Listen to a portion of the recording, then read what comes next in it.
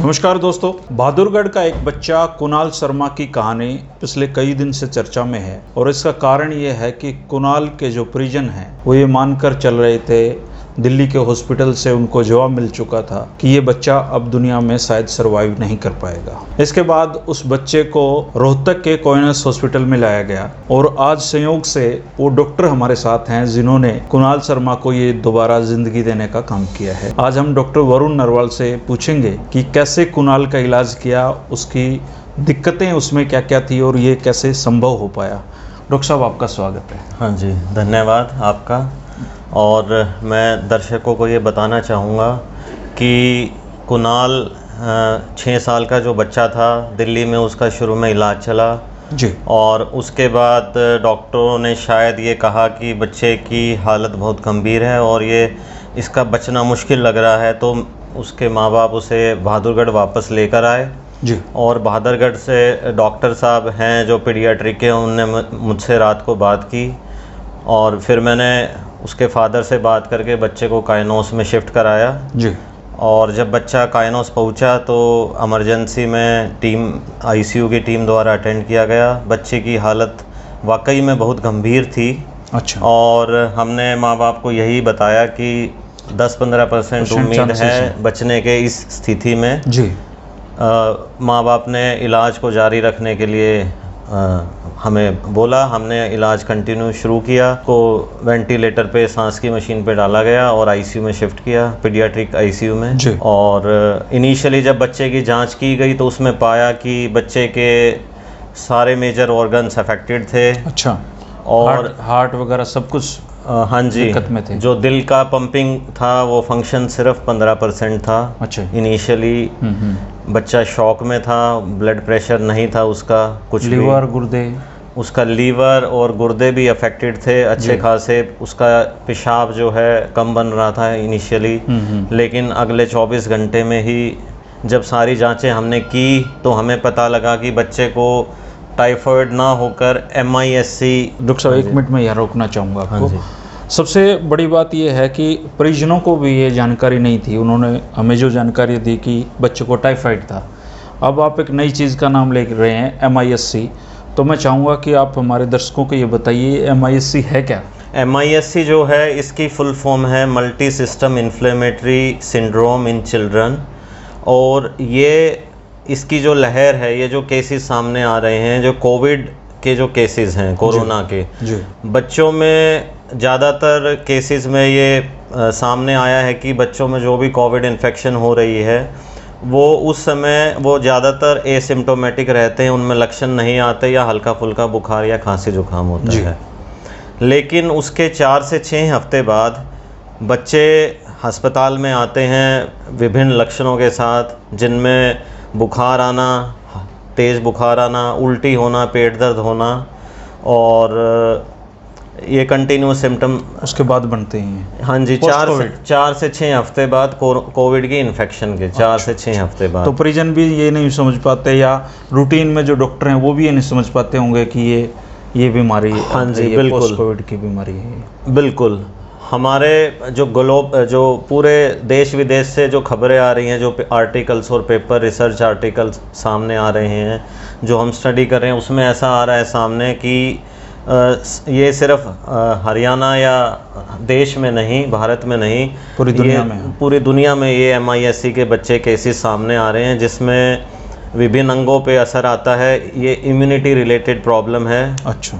और इससे सारे जो अंग हैं, मेजर ऑर्गन्स हैं, वो अफेक्ट होते हैं। और स्पेशली जो हार्ट है, उसकी जो हार्ट की जो वेसल्स होती हैं, धमनी होती है, उनमें सूजन आती है, जिससे हार्ट की पंपिंग कम हो जाती है, जो कि जानलेवा होती है। लेकिन टाइमली डायग्नोस बनाने में और प्रॉपर सही तरीके से इलाज करने पे रिकवरी भी बहुत अच्छी होती है। अच्छा डॉक्टर साहब, इस तरह के जो बच्चे होते हैं वो ये तो आप मान के ही चलते हैं कि ये क्रिटिकल पोजीशन पे है और उसके बचने के जो चांसेस हैं वो 10-15% ही रहते हैं। तो आप दर्शकों को ये बताइए कि ऐसे समय में पेरेंट्स इस कैसे जागरूक हों, उनको कैसे पता चले कि बच्चे में ये सिम्टम्स आ रहे हैं तो इनको अब इस तरह के इलाज की ज़रूरत है। क्योंकि आमतौर पे ये होता है कि हम घर के अगल बगल में कहीं डॉक्टर को दिखाने लग जाते हैं, दवाइयाँ लेने जाते हैं और फिर ये हालत आ जाती है। ये आपने बिल्कुल सही सवाल पूछा। सबसे पहले तो अगर हम MIS-C की ही बात करें, तो अगर घर में आपकी कोई भी ऐसी हिस्ट्री है कि बड़ों को कोविड हुआ, अच्छा, और लेकिन कई बार ऐसा लगता है कि बच्चों में, जैसे मैंने अभी बताया, लक्षण नहीं आते, तो 4 से 6 हफ्ते बाद अगर बच्चे में बुखार, उल्टी, पेट दर्द के लक्षण आ रहे हैं तो नज़दीकी डॉक्टर से सलाह लें, जी, उसकी कोविड एंटीबॉडी जांच कराएं, अच्छा, और MIS-C के लिए कुछ और जांच हैं वो करें, जैसे कि हमने कुणाल के केस में किया, वो सारे टेस्ट पॉजिटिव आए, उसकी कोविड एंटीबॉडी भी पॉजिटिव थी। अच्छा, तो ऐसे बच्चे अगर जिनके उसकी इको भी कराएं, अगर ऐसे लक्षण लग रहे हैं हमें कि हार्ट पे असर आ सकता है, तो ये टेस्ट कराने ये पड़ेंगे। सारी चीज़ें ज़रूरी हैं ताकि हमें टाइमली पता लगे। और बच्चे को अगर सांस तेज़ चल रही है उसकी, और सांस लेने में तकलीफ़ हो रही है कोविड के 4 से 6 हफ्ते बाद, तो ये भी एक हार्ट फेलियर का साइन होता है, जो कि दर्शाता है कि हार्ट की पंपिंग पे शायद असर आ रहा है। अच्छा डॉक्टर साहब, डॉक्टर वरुण नरवाल जी बच्चों के जो क्रिटिकल केसेस हैं उनको ही डील करते हैं, तो डॉक्टर साहब एक बार ये बताइए कि इस जो कोरोना काल था जिसकी सेकंड वेव अभी चल रही है, इसमें आपके पास इस तरह के बच्चे कितने आए हैं और उनका रिकवरी रेट क्या है? हाँ जी, ऐसे अभी तक हमारे पास 13 बच्चे आए हैं जो पिछले 2 महीने में आए हैं, 2 से 4 महीने के लगभग, और सभी के सभी बच्चे लगभग 4 से 6 हफ्ते बाद हमारे पास आए। और ज़्यादातर केसेस में माँ बाप को ये अंदेशा भी नहीं था कि इनको कोविड हुआ था, ज़्यादातर बच्चों में लक्षण नहीं थे। हाँ, कुछ बच्चे जो थे जिनमें कोविड की हिस्ट्री थी, जब एंटीबॉडी कराई गई उनकी कोविड की और बाकी जांच कराई तो सामने आया कि उनमें MIS-C है। कुछ बच्चे स्थिर स्थिति में थे जिनको वार्ड में मैनेज किया गया, लेकिन 13 में से 7 बच्चे ऐसे थे जिनको क्रिटिकल केयर की नीड थी, ICU में एडमिट हुए। उनमें से 7 में से 6 बच्चे हमने प्रॉपर वेंटिलेटर पे डाले, एक बच्चे को जो NIV बोला जाता है, non invasive ventilation BiPAP support पे रखा, और सभी बच्चे अभी तक ICU, पीडियाट्रिक ICU वाले भी और वार्ड वाले भी सही ठीक होकर अपने घर में स्वास्थ्य लाभ ले रहे हैं। अच्छा डॉक्टर साहब, अभी जो जिसका अंदेशा जताया जा रहा है कि कोरोना की 3rd वेव भी आ सकती है और वो बच्चों को अपने ज़्यादा अटैक करेगी या बच्चों को ज़्यादा प्रभावित कर सकती है, तो उसमें क्या यही वाली बीमारी उनको ज़्यादा अटैक करेगी? बिल्कुल, आपने ये भी एक जायज़ सवाल है। जैसे हमने पहली और दूसरी वेव में देखा, बच्चों के अंदर कोविड का असर कम देखने को मिला है। अच्छा। बहुत ही कम बच्चे हैं जिनमें ज़्यादा सीवियर बीमारी हुई या मोर्टेलिटी हुई, डेथ हुई।